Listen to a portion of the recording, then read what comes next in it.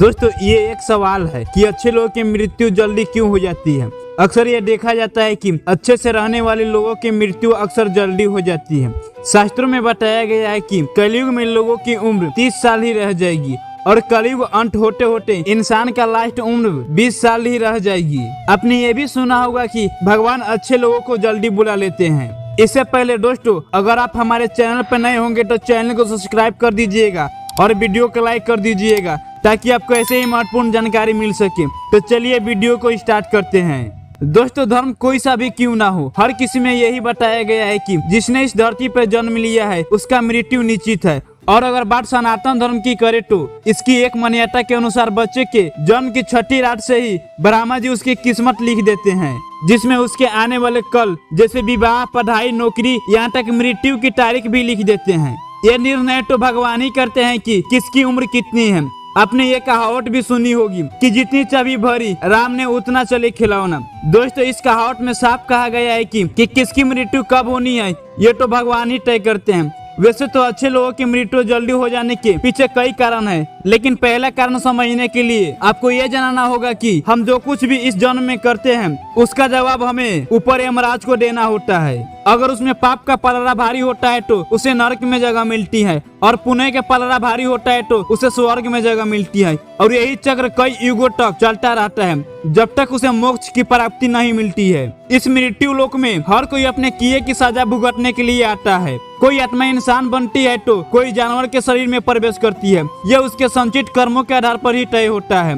इसके अलावा उसे जन्म देने वाले माता पिता के संस्कार भी उसके अंदर आते हैं। इसके बाद वो जो कर्म करेगा उसी के हिसाब से उसे पुण्यात्मा या दुरात्मा मिलती है। अब यही पुण्य आपकी मृत्यु को तारीख को भी बदल देता है। जिस तरह से एक जज जेल में रहने वाली कैदी के व्यवहार को देखकर उसकी सजा कम कर देता है, ठीक उसी तरह भगवान भी देखते हैं कि इंसान मृत्यु लोक में जाने के बाद अच्छा कर्म कर रहा है और उसे अपने किए की सजा मिल चुकी है। और जब उन्हें ऐसा लगता है कि अब उसे मृत्यु लोक में नहीं रहना चाहिए तब वो उसे वापस बुला लेते हैं। अच्छे लोग अपने पाप का फल जल्दी ही काट लेते हैं। भगवान के दंड विधान के अनुसार हर व्यक्ति को केवल उतना ही दंडित किया जाना चाहिए जितना उसने पाप किया है, क्योंकि अच्छे लोगों का पाप का कर्म बुरे लोगों के पापों के कर्म की तुलना में अधिक होता है। इसलिए अच्छे लोग अपने पापों का फल जल्दी भुगत लेते हैं।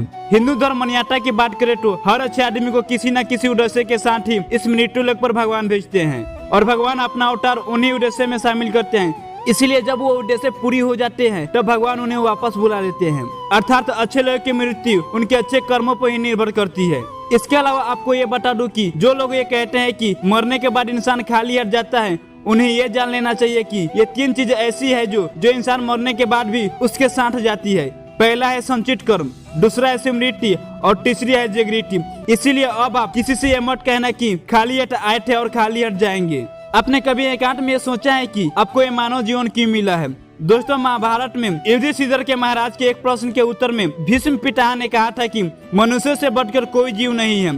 आपको ये जानकर आश्चर्य होगा कि 84 लाख योनियों के बाद में हमें मनुष्य जीवन मिलता है और संसार के सभी प्राणियों में मनुष्य ही सबसे श्रेष्ठ जीव है। इसकी वजह है मनुष्य में सत्य एवं असत्य की विवेक करने वाली हमारी बुद्धि का होना है। लेकिन इस धरती पर हम दुनियादारी के चक्र में कुछ इस तरह से फंस जाते हैं कि हमारी बुद्धि सीमित दायरे में ही सीमित कर रह जाती है। हम सांसारिक सुखों को ही सब कुछ मानकर इसमें रहने लगते हैं। यही गलती हम कर जाते हैं, क्योंकि इसके बावजूद कोई भी ये दावा नहीं करता है कि वो पूरी तरह से सुखी है। सच्चाई ये है कि हमें सामान्य मानव जीवन के उद्देश्य की पूर्ति के लिए निरंतर प्रयास करता रहना चाहिए। ये सच है कि अपने और अपने परिवार की भरण पोषण की जिम्मेदारी हमारी होती है और हमें इसे पूरी तरह से निभाना भी चाहिए। लेकिन क्या आपको ये मालूम है कि आप कहाँ से आए हैं और आपको कितने दिनों तक या कितनों सालों तक इस दुनिया में रहना है और आपकी मंजिल क्या है?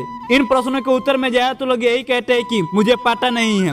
ऐसे लोग बड़े अजीब होते हैं। वो यात्रा तो कर रहे होते हैं और यात्रा के संबंध में उन्हें कुछ जानकारी नहीं होती है। उन्होंने मानव जीवन पाया है लेकिन उन्हें अपने लक्ष्य मालूम नहीं होता है। हमारे आपके जीवन का मतलब एक उद्देश्य खोई लेना चाहिए और अपने भीतर शांत रहना चाहिए, क्योंकि मनुष्य अनंत लोक के वासी है और अनंत पराधाम तक पहुंचना उसकी जीवन का एकमात्र लक्ष्य भी है। इसीलिए मनुष्य इस संसार की मूर्ख परिचिका से निकलकर भय जीवन की प्राप्ति के लिए समाधान के मार्ग को अपनाकर अपने कर्तव्य को पहचानना चाहिए। इसी तरह दोस्तों भगवान श्री कृष्ण कहते हैं कि ये एक आध्यात्मिक और ईश्वरीय जीवन का पद है जिसे प्राप्त करके मनुष्य मोहित नहीं होता है। दोस्तों ये तो सत्य को समझना और स्वीकार करने की बात है। भगवत गीता कहती है कि वैदिक जीवन का शुभारंभ इस भौतिक जीवन के पूरा होने पर होता है। दोस्तों इन सभी बातों से यह स्पष्ट होता है कि हम सभी एक निश्चित समय के लिए धरती लोक पर आते हैं और कुछ विशेष कर्मों करने के लिए आते हैं। जब हमारे कर्म पूरे हो जाते हैं और इस जीवन के लक्ष्य प्राप्त हो जाते हैं तो प्रभु हमें परलोक में एक सहज जगह प्रदान करते हैं। भगवान श्री कृष्ण और अन्य कहते हैं कि वैदिक जीवन तब शुरू होता है जब भौतिक जीवन समाप्त हो जाता है। दोस्तों जो लोग सदाचारी होते हैं और जीवन में अच्छे कर्म किए होते हैं वो वास्तव में विशेष होते हैं। जब उनकी मृत्यु का समय निर्धारित होता है तो दोस्तों उनकी इस दुनिया को छोड़कर आगे की यात्रा जारी रखनी होती है। दोस्तों मुझे उम्मीद है कि आप जान गए होंगे कि अच्छे लोगों की मृत्यु जल्दी क्यों हो जाती है। अगर यह जानकारी आपको अच्छी लगी हो तो वीडियो को लाइक और चैनल को सब्सक्राइब कर दीजिएगा। जब तक के लिए मिलते हैं अगले वीडियो में।